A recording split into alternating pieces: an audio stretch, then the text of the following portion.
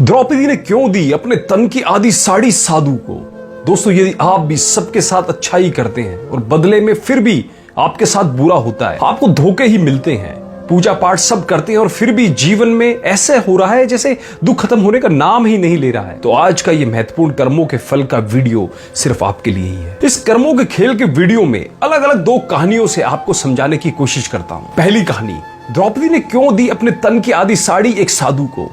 सच ही है, अच्छे कर्मों के बदले अच्छी कृपा ही बरसती है, पर द्रौपदी के साथ तो फिर भी बुरा ही हुआ था। इंसान जैसा कर्म करता है, परमात्मा उसे वैसा ही लौटा देता है। एक बार द्रौपदी सुबह तड़के स्नान करने यमुना घाट पर गई। भोर का समय था, तभी उसका ध्यान सहज ही एक साधु की ओर गया जिसके शरीर पर मात्र एक लंगोटी थी। साधु स्नान करने के पश्चात अपनी दूसरी लंगोटी लेने गया तो वो लंगोटी अचानक हवा के झोंके से उड़ पानी में चली गई और बह गई। संयोगवश साधु ने जो लंगोटी पहनी हुई थी वो भी फटी हुई थी। साधु सोच में पड़ गया कि अब वह अपनी लाज कैसे बचाएगा। थोड़ी देर में सूर्योदय हो जाएगा और घाट पर भीड़ बढ़ जाएगी। साधु तेजी से पानी के बाहर आया और झाड़ी में छिप गया। द्रौपदी ने यह सारा दृश्य देख लिया, इसलिए उसने अपनी साड़ी जो पहन रखी थी उसमें आधी फाड़कर उस साधु के पास गई और उसे आधी साड़ी देते हुए बोली, तात, मैं आपकी परेशानी समझ गई, कृपया इस वस्त्र से अपनी लाज ढक लीजिए। साधु ने सकुचाते हुए साड़ी का टुकड़ा ले लिया और उसे आशीर्वाद दिया कि बेटी, जिस तरह आज तुमने मेरी लाज बचाई है, उसी तरह एक दिन भगवान तुम्हारी लाज अवश्य बचाएगा। और जब भरी सभा में चीर हरण के समय द्रौपदी की करुण पुकार नारद ने भगवान तक पहुंचाई तो भगवान ने कहा, कर्मों के बदले मेरी कृपा बरसती है। क्या कोई पुण्य है द्रौपदी के खाते में? जहां जहां परखा गया तो उस दिन साधु को दिया वस्त्र दान हिसाब में मिला, जिसका ब्याज भी कई गुना बढ़ गया था, जिसको चुकता करने भगवान पहुंच गए। द्रौपदी की मदद करने दुशासन चीर खींचता गया और हजारों गज कपड़ा बढ़ता गया।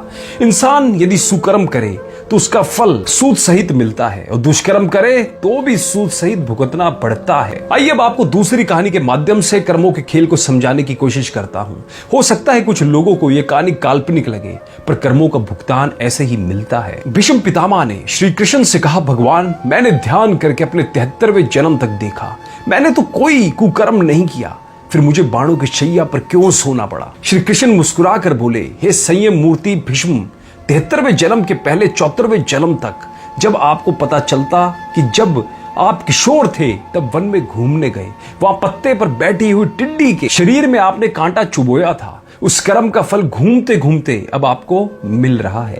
कर्म का फल 6 साल में दुगुना, 12 साल में 4 गुना, 18 साल में 8 गुना, 24 साल में 16 गुना इस प्रकार मिलता है। इसलिए जब आप कर्ता होकर कर्म कर रहे हैं तो सोच लें कि इसका क्या फल होगा। धृतराष्ट्र ने भी श्री कृष्ण से अपने कर्मों का हिसाब किताब पूछा, मैंने ऐसा क्या कर्म किया कि मुझे अपने 100 बेटों की मृत्यु का शोक मिला? मैंने अपने 100 जन्मों तक पीछे देखा है श्री कृष्ण, लेकिन ऐसा कोई कर्म मैंने नहीं किया।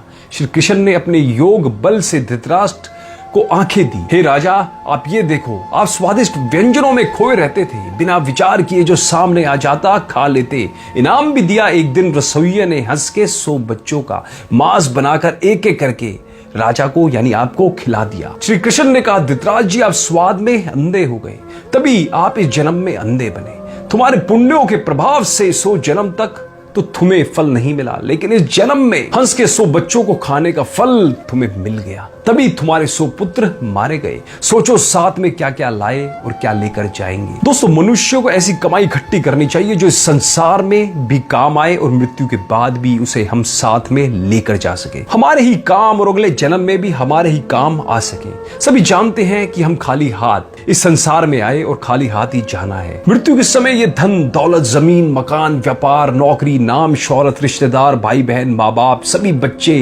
किसी को भी साथ नहीं ले जा सकते, चाहे राजा, सम्राट हो या कोई भिखारी हो। इसलिए इतना मोह, इतना ज्यादा लगाव इनसे क्यों रखें? साथ में हमारे जाएंगे सिर्फ हमारे अपने किए हुए अच्छे या बुरे कर्म, कीर्ति या अपकीर्ति, दान धर्म परोपकार, दुखियों की सेवा, पुण्य जो भी हम इस जन्म में करेंगे ये अवश्य साथ जाएगा और हमारे ही काम आएगा। हमें प्रत्येक दिन जब भी हमारा मन शांत हो, आंखें बंद करके 2, 4, 5 मिनट ये सोचना अवश्य चाहिए कि हम इतनी बढ़िया शांति को क्यों अपने साथ क्यों बांधे हुए हैं। ये भाग दौड़, तनाव ताना बाना मकड़ी के जैसा जाला बुनकर खुद उसमें उलझते हुए क्यों है?